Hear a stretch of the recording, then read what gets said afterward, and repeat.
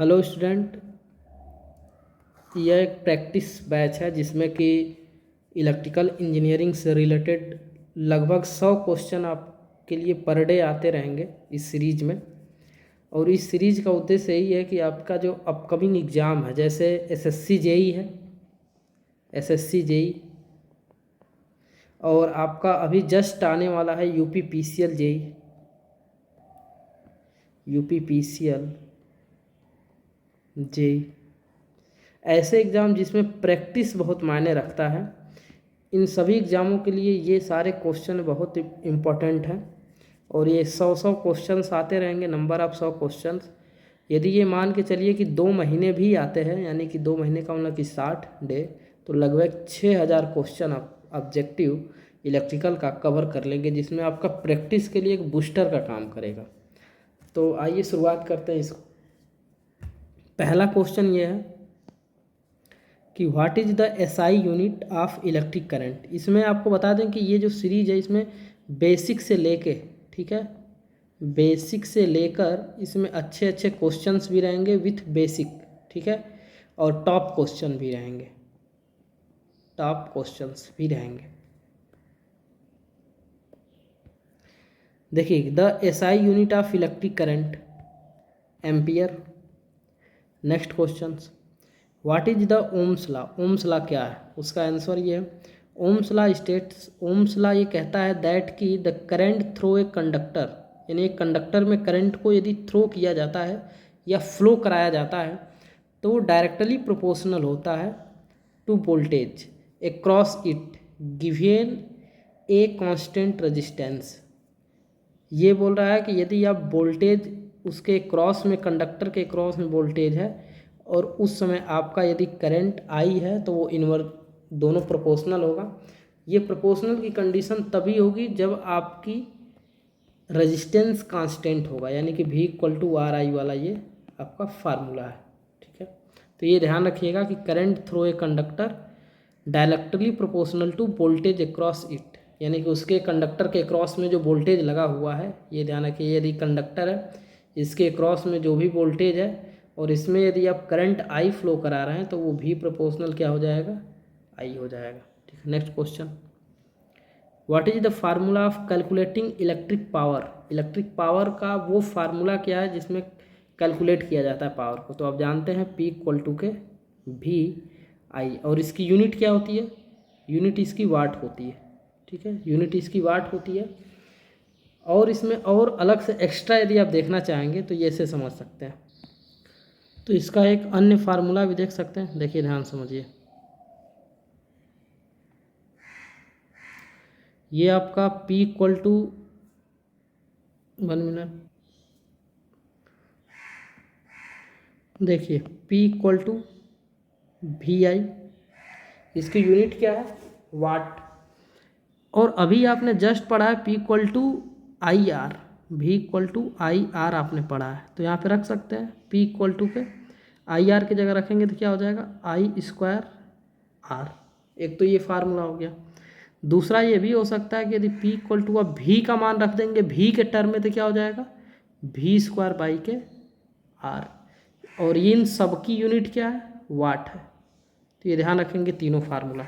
Next question, what is the purpose of the a transfer in a electric current, यानी कि electric circuit में, current electric circuit में transformer का क्या purpose है।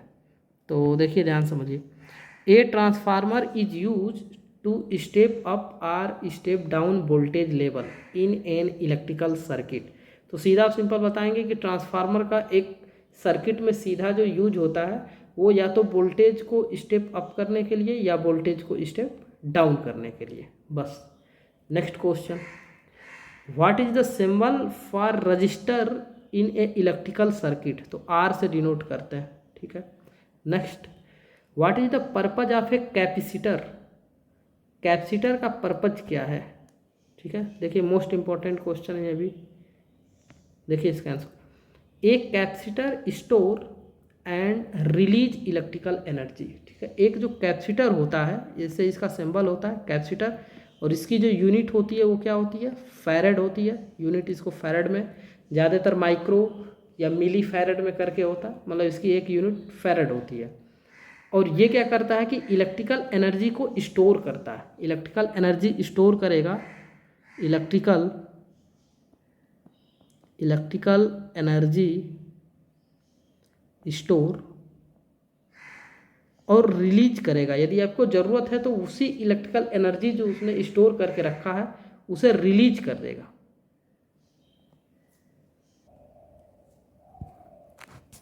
और जो एक फैरेड होती है वो सबसे बड़ी यूनिट होती है, ठीक है। यदि हम लिखें यहाँ पे, ध्यान समझिएगा, यदि हम लिखते हैं कि 1 फैरेड, तो ये समझिए कि ये सबसे बड़ी यूनिट है। 1 फैरेड सबसे बड़ी यूनिट है, ठीक है। इसलिए हमेशा जो है कि जो कैपेसिटर होता है उसका यूनिट जो लिया जाता है वो माइक्रो में लिया जाता है या मिली में लिया जाता है। 1 फैरेड बहुत ही बड़ी यूनिट है। यदि 1 फैरेड का आप कैपेसिटर बनाना चाहेंगे तो अर्थ भी उसके बराबरी नहीं कर पाएगा, अर्थ भी कम पड़ जाएगा उतना बड़ा कैपेसिटर बनाने में 1 फैरेड का, ठीक है। तो ये ध्यान रखिएगा कि आपका जो कैपेसिटर क्या करता है कि इलेक्ट्रिकल एनर्जी को स्टोर करता है और ज़रूरत पड़ने पे यदि सर्किट में चाहिए हमें एनर्जी तो उसको रिलीज भी कर सकता है। Next question, what is the open circuit. Open circuit क्या होता है, ये यूपी पीसीएल के एग्जाम में पूछा हुआ क्वेश्चन है, ठीक है। यूपी पीसीएल जेई एग्जाम में, जेई के एग्ज़ाम में ये पूछा हुआ क्वेश्चन है। ये है 2019 का जो री एग्ज़ाम हुआ था, 2019 का री एग्ज़ाम यूपीसीएल का। आप जानते हैं कि 2019 में एग्ज़ाम धांधली हुआ था, पकड़ा गया था। तो ये यूपीसीएल जेई के 2019 के री एग्ज़ाम में ये क्वेश्चंस आया हुआ है। तो ओपन सर्किट में क्या होता है, ध्यान समझिए। An open circuit is a circuit in which there is break and current can not flow, ठीक है। मतलब आप ऐसे बोलेंगे कि यदि कोई सर्किट है, जैसे हमने बैटरी लगा दिया यहाँ पे और ये सर्किट है, और बोलें कि ओपन सर्किट है, तब बोलेंगे कि इसका मतलब ये है कि जो सर्किट इसका कंप्लीट नहीं है, ये ब्रेक हो गया सर्किट, ठीक है। और जिसमें करंट का मान क्या, ब्रेक हो जाने के बाद करंट का मान वहाँ पे 0 है, I बराबर 0 होगा, ठीक है। करंट 0 होगा ओपन सर्किट में। और जो वोल्टेज होगा उसके क्रॉस जहाँ पे यदि ब्रेक हुआ, पूछे वोल्टेज क्या होगा, तो वोल्टेज बोलेंगे मैक्सिमम होगा, ठीक है। Next, what is the close circuit.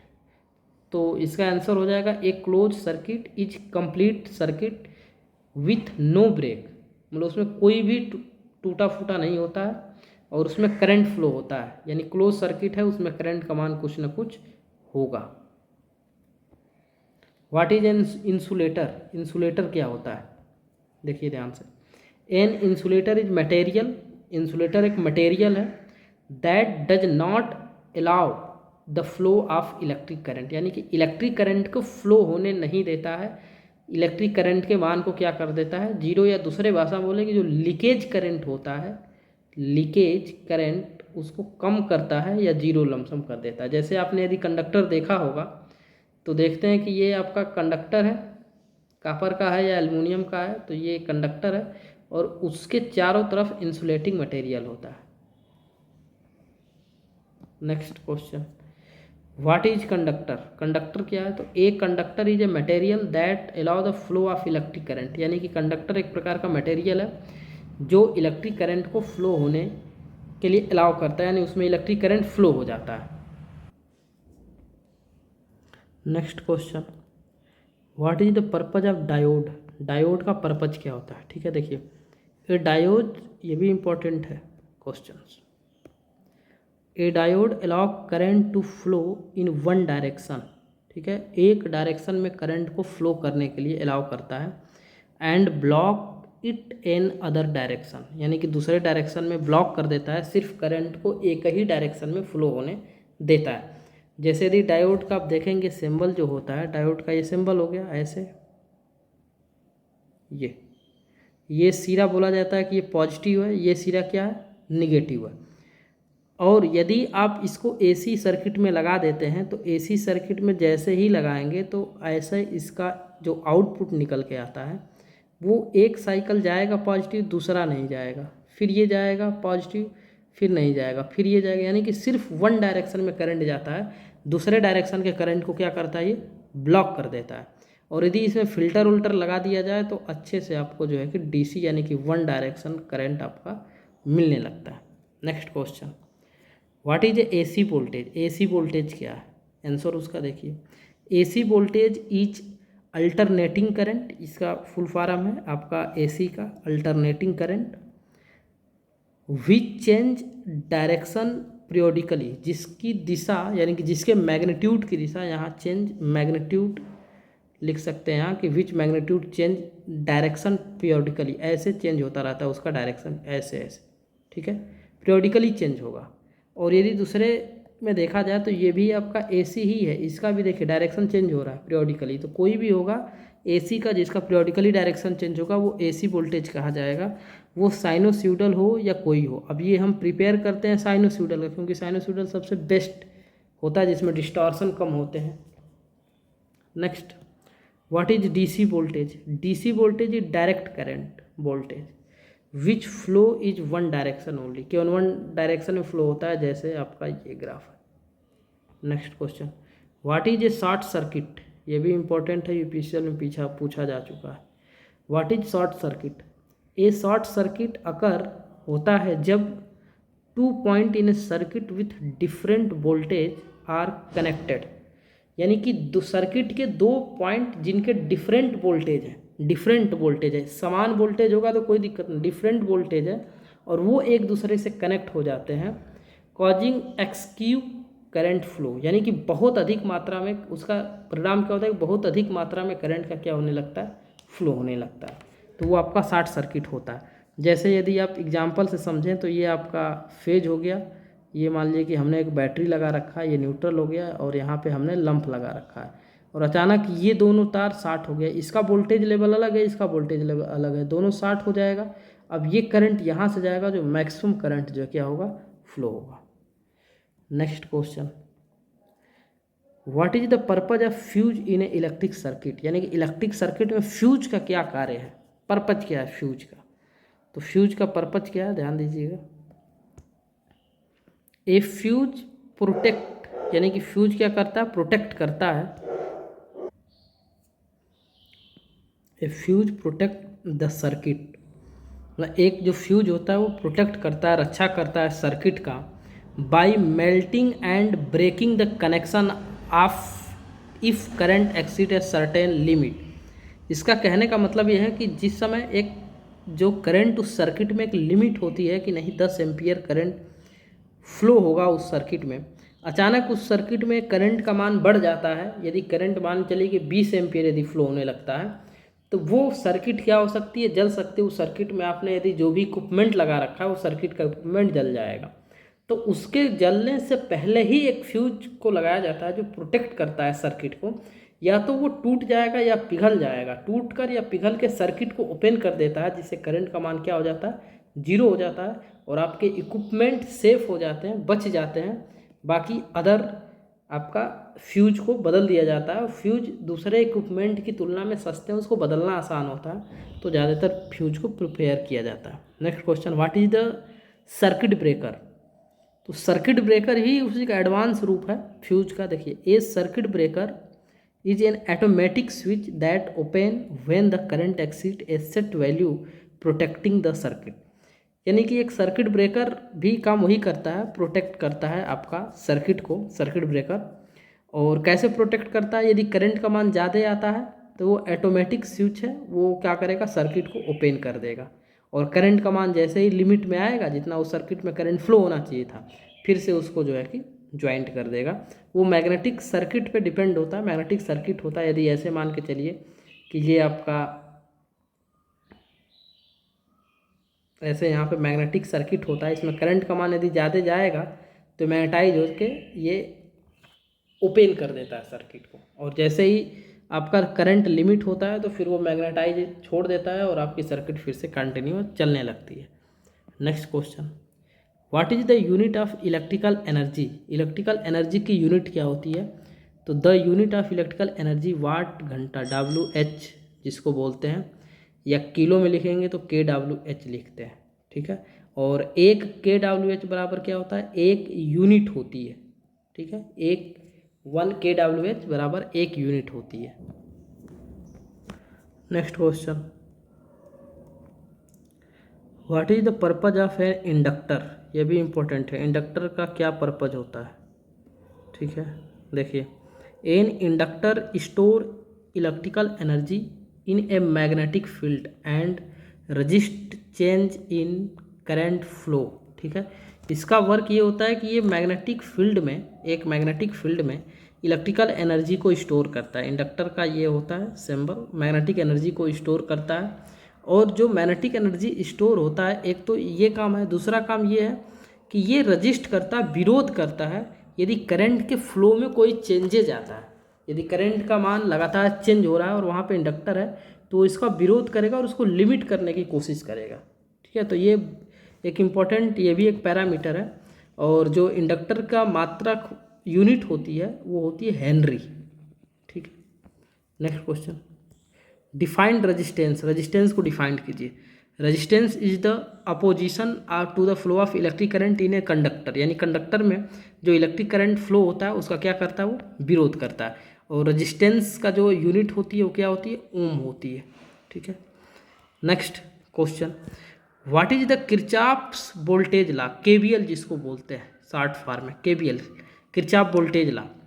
KVL states, मतलब केवीएल के अनुसार द सम, ये देखिए, ये भी ध्यान दीजिएगा, ये भी यूपी पीसीएल जेई के एग्जाम में पूछा जा चुका क्वेश्चन है। Sum of all voltage in a close loop of a circuit is equal to zero.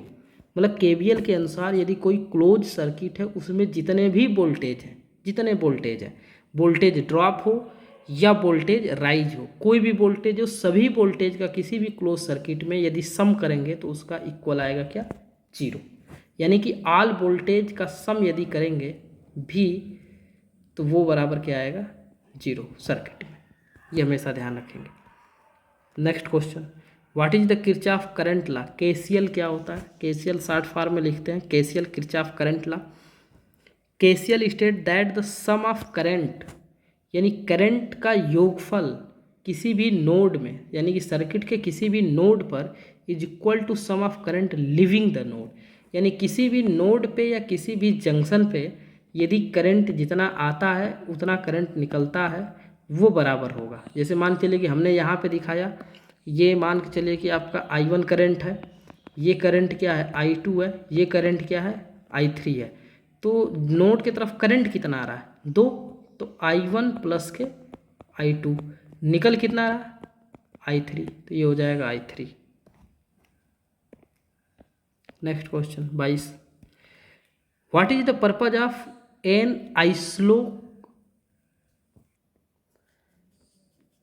ऑक्सीस्लोप का यूज कहाँ होता है। ठीक है, ऑक्सीस्कोप का, तो ध्यान दीजिए कि an oscilloscope is use to visualize करने के लिए, देखने के लिए, एंड मेजर और मापन के लिए यूज किया जाता है इलेक्ट्रिकल सिग्नल ओवर टाइम। यानी कि किसी एक टाइम में इलेक्ट्रिकल सिग्नल का जिसमें विजुलाइज किया जाता है, देखा जाता है और मेजर उसका किया जाता है। जैसे मान चलिए कि हमने कहा कि साइनोसॉइडल ऐसे सिग्नल जा रहा है, तो अब ये किससे देखा जाता है, ऑस्किलोस्कोप से देखा जाता है।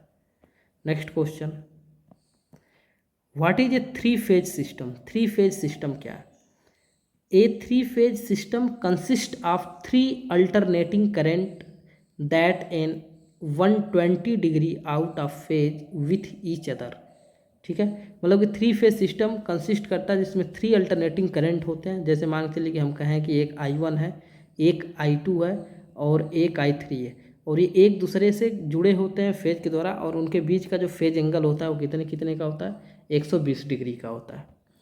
Next question, what is the function of relay. Relay का कार्य क्या है।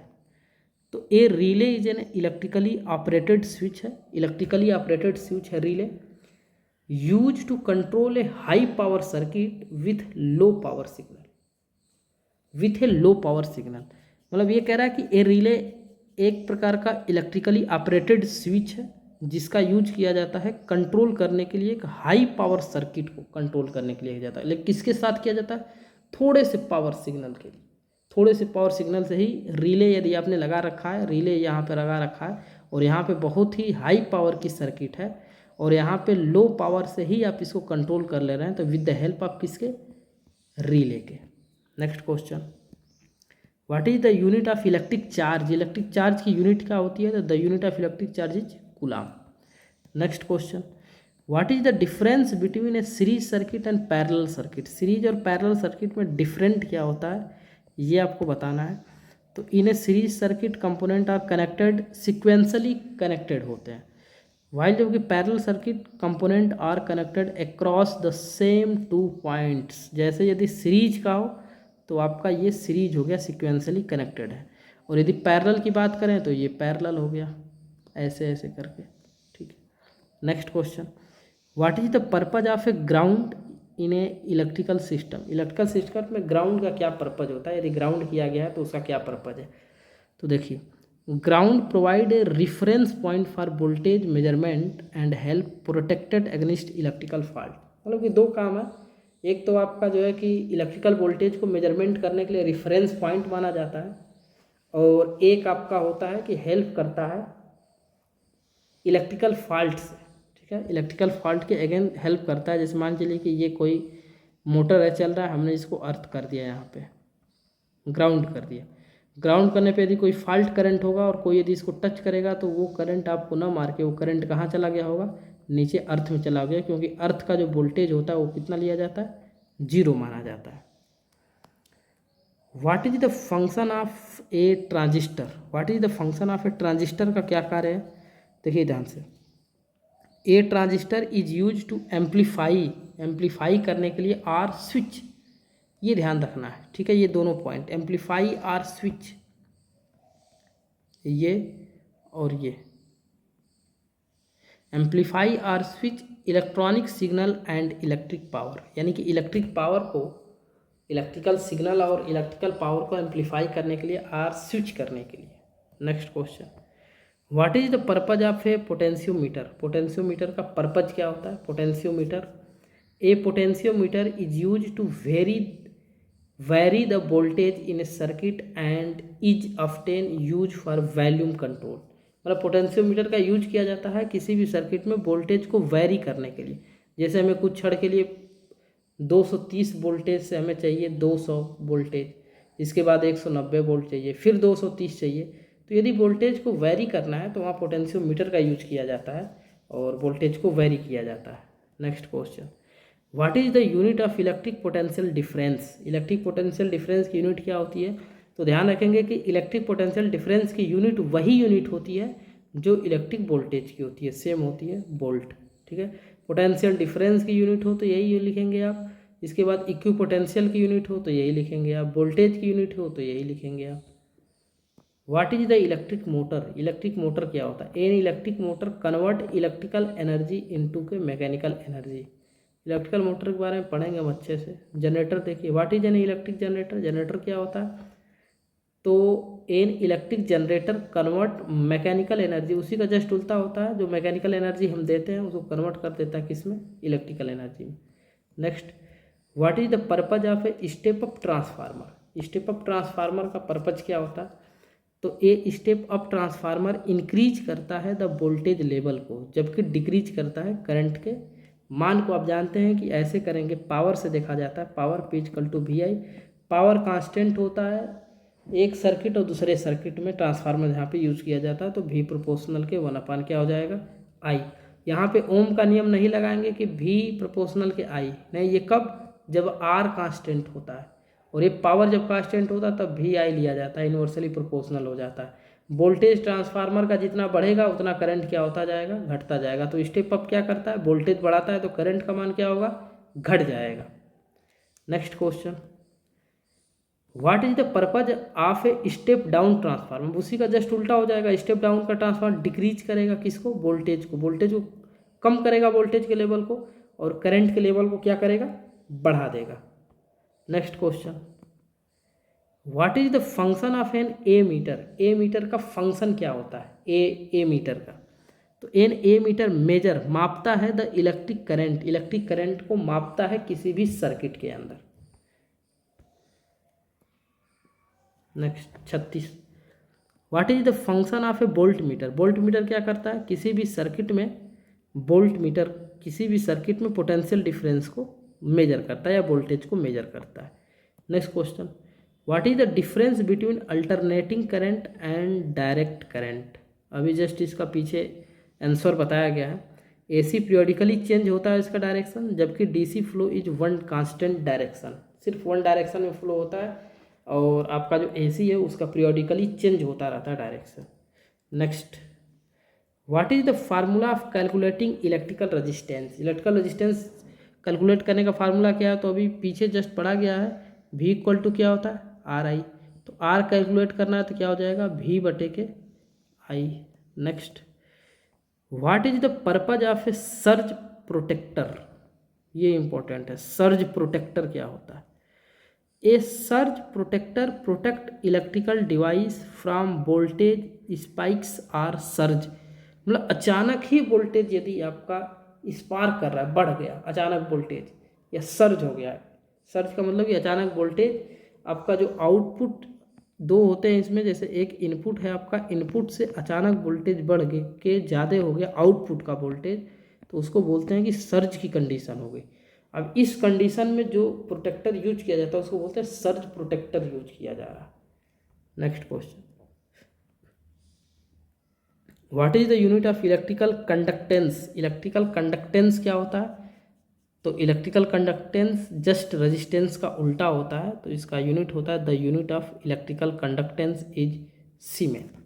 ठीक है, सीमेन होता है। What is the formula of calculating electric conductance? तो इसी का जस्ट उल्टा हो जाता है, G इक्वल टू क्या लिखते हैं? 1/R लिखते हैं। और ये भी ध्यान रखिए, कंडक्टेंस का ये तो होता ही है और साथ में मोहो भी होता है। मोहो ओम का जस्ट उल्टा, जैसे ओम ऐसे होता है ना, OHM, तो ये MHO हो जाता है, mho. Next question, what is the purpose of a varistor? Varistor से भी रिलेटेड बहुत सारे क्वेश्चंस पूछे जाते हैं। What is the purpose of a varistor? तो इसका क्या आंसर बताएंगे कि a varistor is use to protect electronic device from excessive voltage by rapidly changing its resistance.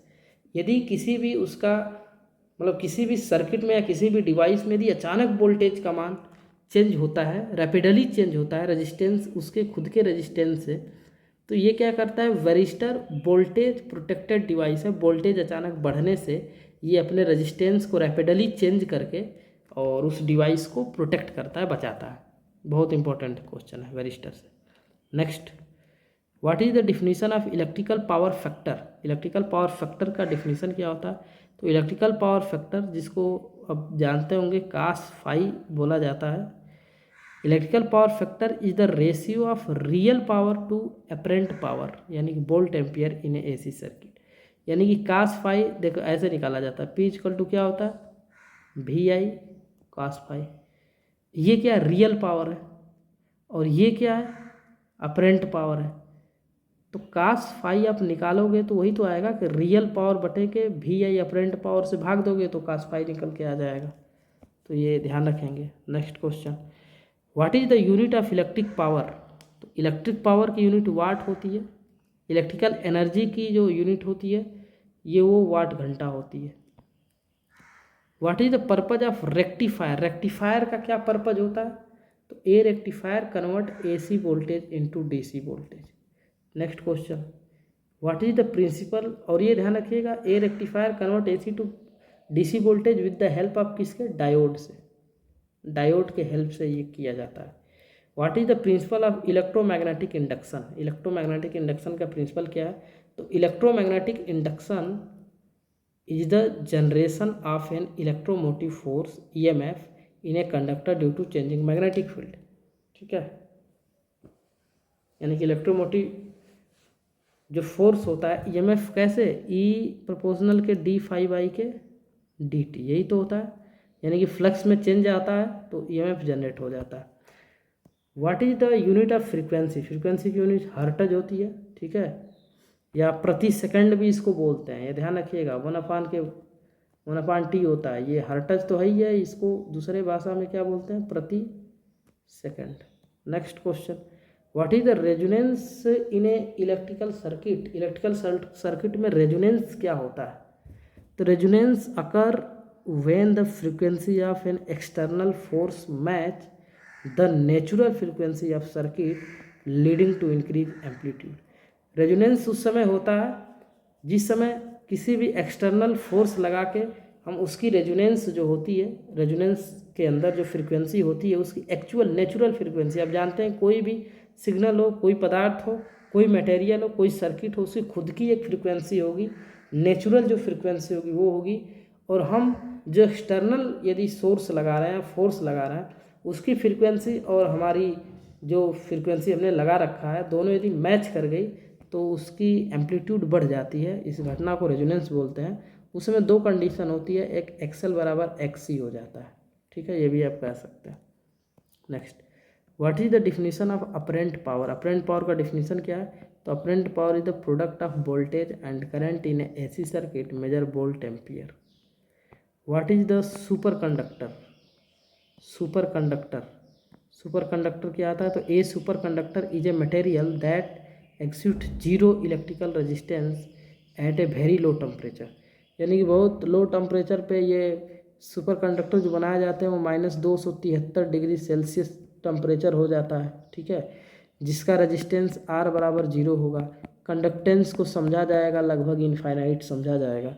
तो वो प्रकार का जो मटेरियल होता है उस मटेरियल को बोलते हैं कि वो मटेरियल कैसा मटेरियल है? सुपर कंडक्टर है। नेक्स्ट,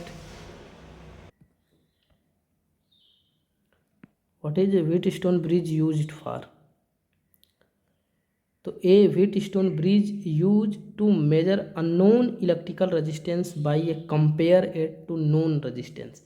मतलब कि जिस रेजिस्टेंस का मान पता है उस रेजिस्टेंस के मान से कंपेयर करके उस अननोन रेजिस्टेंस का मान क्या किया जाता है? निकाला जाता है। वो किसकी सहायता से? व्हीटस्टोन ब्रिज की सहायता से। Next question, what is the purpose of Zener diode? Zener diode, a Zener diode is use to regulate voltage by maintaining a constant voltage drop across it. मतलब कि ये जीनर डायोड को voltage regulate करने के लिए use किया जाता है, वोल्टेज रेगुलेटर में यूज जाते तो इसका किया जाता है वोल्टेज को रेगुलेट करने में। Next question, what is the skin effect in a conductor? The skin effect is the tendency of alternating current to flow closer to surface of a conductor reducing its effective cross sectional area, ठीक है। Skin effect ये होता है कि जैसे यदि किसी भी कंडक्टर में आप करंट सप्लाई दे रहे हैं, करंट का मान यहाँ पे दे रहे हैं और करंट का मान रेजिस्टेंस के जो आप जानते हैं कि इसमें रेजिस्टेंस जो होता है वो एक्सएल भी होता है और सी होता है और आर होता है, ठीक है, ये सारे मिलके तो जेड बनाते हैं। अब जेड बनने से यहाँ पे जो करंट का मान है कम होता है सेंटर पे, ठीक है, कंडक्टर के सेंटर पे करंट का मान कम होता है कंपेयर टू किनारों पे। किनारों पे करंट का मान ज़्यादा होता है क्योंकि रेजिस्टेंस का जो मान होता है यहाँ पे ज़्यादा होता है और किनारों पे क्या होता है? कम होता है। ये जब स्किन इफेक्ट पढ़ा जाएगा तो उसे बात किया जाएगा। अब सीधा सिंपल पहुँचिए कि समझिए कि सेंटर पे करंट का मान कम होता है और किनारों पे करंट का मान क्या होता है? ज़्यादा होता है। Next, what is the brushless DC motor? Brushless DC motor क्या होता है? A brushless DC motor use electronic communication के लिए यूज किया जाता है to operate without traditional brush. मतलब कोई भी उसमें जैसे पारंपरिक उसमें ट्रेडिशनल जो ब्रश यूज किया जाता है उसमें कोई ब्रश यूज नहीं किया जाता, making more efficient and durable, ठीक है। तो आप ये ध्यान रखेंगे इलेक्ट्रॉनिक कम्युनिकेशन को ऑपरेट करने के लिए इसका यूज किया जाता है। Next question, what is the difference between fuse and electric circuit breaker? ठीक है, फ्यूज और सर्किट ब्रेकर में डिफरेंस क्या है? A fuse need to replace after it blow, यानी कि यदि वो जल जाएगा तो उसको रिप्लेस करने की ज़रूरत पड़ती है, जबकि circuit breaker can be reset after tripping, यानी कि ट्रिपिंग के बाद सर्किट ब्रेकर आपका क्या हो सकता है? रीसेट हो जाता है, फिर से बदलने की जरूरत नहीं पड़ती है उसकी। Next question, what is the formula calculating power factor? Power factor का कैलकुलेट अभी पीछे ये क्वेश्चन रिपीट है, तो पीएफ यानी कि पावर फैक्टर बराबर के रियल पावर बटे के वी apparent power. Next question, what is the resonant frequency? Resonant frequency यानी कि जिस फ्रीक्वेंसी पे रेजोनेंस होता है एफआर जिसको बोलते हैं, वो रेजोनेंस फ्रीक्वेंसी क्या होती है? तो resonant frequency is the natural frequency eight which the system oxalate with maximum amplitude, यानी कि मैक्सिमम एम्पलीट्यूड जिस समय उसका होता है और उस समय जो फ्रीक्वेंसी होती है उसको एफआर रेजोनेंस फ्रीक्वेंसी कहते हैं। Next question, what is the purpose of an isolation transformer? Isolation transformer का पर्पज क्या होता है? तो एन आइसोलेशन ट्रांसफार्मर प्रोवाइड, ये एसएससी जेई में क्वेश्चन पूछा हुआ है, ठीक है, एसएससी जेई में। An isolation transformer provide electrical isolation between the primary and secondary winding, protecting device from voltage spark, यानी कि प्रोटेक्शन के लिए यूज किया जाता है। आइसोलेशन ट्रांसफार्मर में ध्यान रखिएगा कि जो N1 बराबर N2 होती है कंडीशन, ठीक है। What is the unit of magnetic flux? Magnetic flux की यूनिट क्या होती है? तो वेबर होती है, ठीक है। Next question, what is the purpose of fly back diode? Fly back diode, देखिए, a fly back diode is use to prevent voltage spikes. अच्छा, स्पाइक्स समझिए क्या है, कई बार ये शब्द आ चुका है। सडन इंक्रीज द वोल्टेज, ठीक है, अचानक वोल्टेज का बढ़ जाना। व्हेन ए क्वाइल और इंडक्टर इज टर्न ऑफ, यदि जब आपका क्वाइल या कोई इंडक्टर, आप जानते हैं कि क्वाइल या इंडक्टर कोई टर्न ऑफ है और उस समय वोल्टेज अचानक बढ़ जाए, तो जो फ्लाई बैक डायोड होता है वो इससे रुकावट करता है, उसको बचाता है सर्किट को। Next question, what is the electromagnetic interference? EMI, electromagnetic induction या इंटरफ्रेंस भी बोलते हैं इसको। तो देखिए क्वेश्चन आंसर इसका ध्यान से, electromagnetic interference is the disturbance caused by the electromagnetic radiation from one electronic device affecting the performance of other device, यानी कि एक डिवाइस से के चलने से दूसरा डिवाइस में यदि डिस्टॉर्शन पैदा होता है या डिस्टर्बेंस पैदा होता है तो उसी को इलेक्ट्रोमैग्नेटिक इंटरफ्रेंस बोलते हैं। जैसे मान चलिए कि यहाँ पे हमारा सिग्नल जा रहा है इलेक्ट्रिकल का, बगल में ही कम्युनिकेशन लाइन बिछी हुई है, तो अब यदि पास में है दोनों तो अब इंटरफ्रेंस हो जाएगा, ठीक है, सिग्नल का, तो ये ध्यान रखा जाता है। Next question, what is the purpose of capacitor in a filter circuit? Capacitor in a filter circuit, a capacitor in filter circuit use to smooth output variation by the storing and release energy, energy को store करके और release करके एक smooth output voltage दिया जाता है, capacitor का वहाँ यूज किया जाता है। फिल्टर बनाते समय, जब आप इलेक्ट्रॉनिक्स पढ़े होंगे तो फिल्टर बनाते समय उसमें कैपेसिटर का यूज किया जाता है। What is the purpose of a choke coil? Choke coil का पर्पज क्या होता है? A choke coil inductor is use to filter out high frequency noise and ripple in a circuit, ठीक है। Next question, what is the unit of inductance? Henry, आपको just ऊपर बताए थे, henry. Next, what is the relationship between frequency and wave length? Frequency and wavelength are the inversely proportional, higher frequency corresponds shortly wavelength, यानी कि wavelength और जो frequency होता है वो एक दूसरे के क्या होता है, इन्वर्सली प्रोपोर्शनल होता है, आप ऐसे याद रखेंगे। Next question, what is the Faraday law of electromagnetic induction? Electromagnetic induction का फैराडे लॉ क्या है? Faraday law state that the changing magnetic flux induce N electromotive force EMF, ये ए ई प्रोपोर्शनल के डी फाई क्या होता है, डी टी, यही आपका फैराडे का नियम है। Next, what is the purpose of phase lock loop? PLL, ये फुल फॉर्म भी याद रखेंगे, ठीक है, phase locked loop, phase lock loop. Next, मतलब आंसर क्या उसका, APLL use to synchronize the phase and frequency of a signal with reference signal, ठीक है, कोई एक सिग्नल है जिसका हमें सिंक्रोनाइजेशन करना है और एक जो रेफरेंस सिग्नल जो पहले से सिग्नल है उसके, तो इसका जो है कि PLL किया जाता है, ठीक है, फेज लॉक्ड लूप, ठीक है, phase locked loop. Next question, what is the ground fault? A ground fault occur when a unintended connection,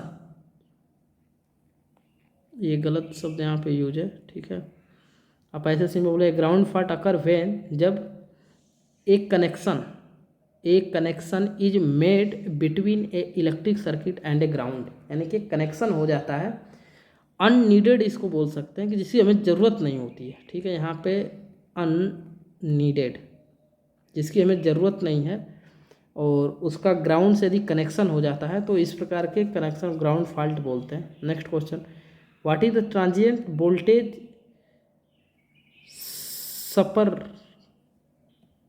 super सोर। ठीक है, TVS diode.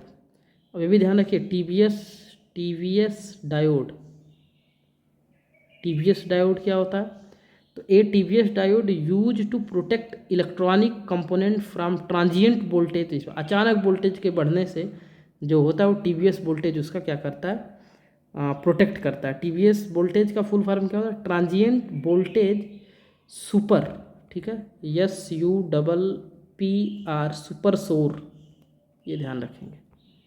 Next question, what is the purpose of A relay content? Relay contact are used to open or close electrical circuit based on the state of relay coil। ठीक है, ये पहले से आप जानते हैं कि रिले का वर्क वही है, कंटैक्ट का, सर्किट को ओपन और वो करना। तो अभी 70 ही क्वेश्चंस रहने देते हैं। अभी इसमें का 30 जो क्वेश्चन बच जाता है उसको नेक्स्ट लेक्चर में लेके कवर करते हैं, क्योंकि नेटवर्क का इशू है तो अब ये इतना सही है। और चैनल को आप सब्सक्राइब करिए, शेयर कीजिए, और ऐसे ही क्वेश्चंस आप, ये मोस्ट इम्पॉर्टेंट सारे क्वेश्चंस हैं जो छाट के लाए गए हैं, उसको आप अच्छे से पढ़िए और उसको अपनी तैयारी को बूस्टअप करिए। धन्यवाद।